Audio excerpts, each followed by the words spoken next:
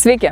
Labai dažnai girdime, jog mikroelementinių trąšų mes negalime maišyti kartu su herbicidais, kadangi piktžolėm nenaikinsime, o jas atgyvinsime. Todėl kartu su ūkininkais nusprendėme išsiaiškinti, tai tiesa ar mitas.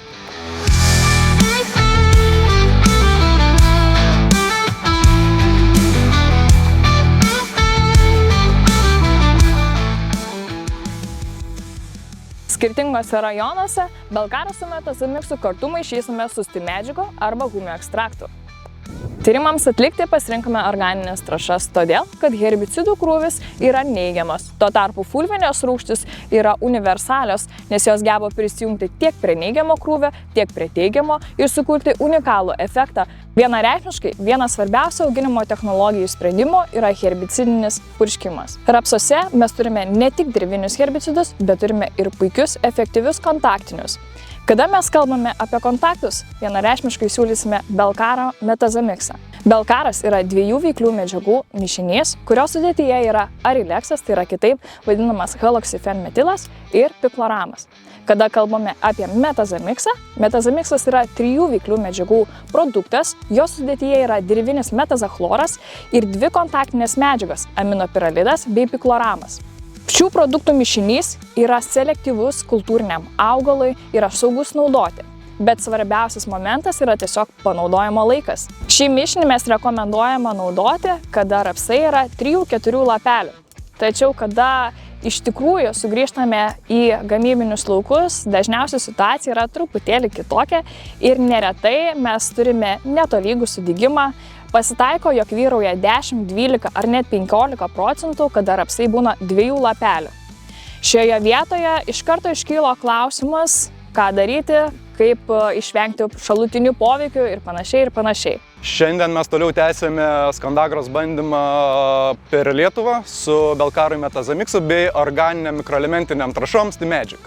Šiandien randamės Radviliškio rajone, Giedriaus Danelevičiaus ūkyje, žeminių rapsų pasėlyje LG Arnoldas.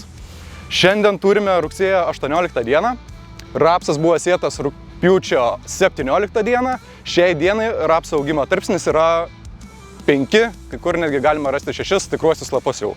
Kadangi šiuo momentu lauke yra daug piktžolių, o prieš mane yra daug ramunių, lipiką matau, kas dar čia ir žliugės matau, tai bus atliekamas herbicidinis purškimas Belkaras 0,25 normai hektarą ir metazamiksas 0,6 bei organinės mikroelementinės trąšos pridėtas Stimagicas 0,5 litro į hektarą.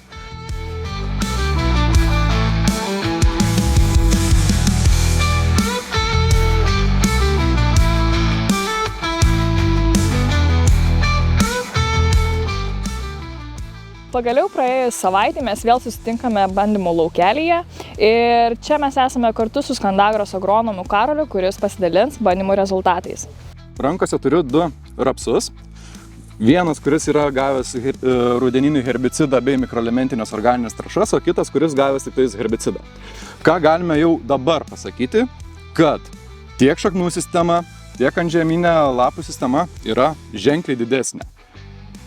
Paėmus į rankas, netgi matas jaučias, kad šitas rapsas visas yra sunkesnis. Ir ką dar praėjus pro visą lauką, buvo pamatyti, kad piktžolės, nesvarbu kokia būtų dydžia, ar peraugusias jau, ar mažesnės, jau yra sukontroliuotos. Jos jau nebeturi jokių gyvybinių funkcijų, tai mes manome, kad mūsų bandymas yra pavykęs, nes gavome 2 rezultatus. Vienas, sukontroliavome piktžolės. Antras dalykas, pamatėme, kad rapsas per tą visą savaitės laiko trukmę toliau augo.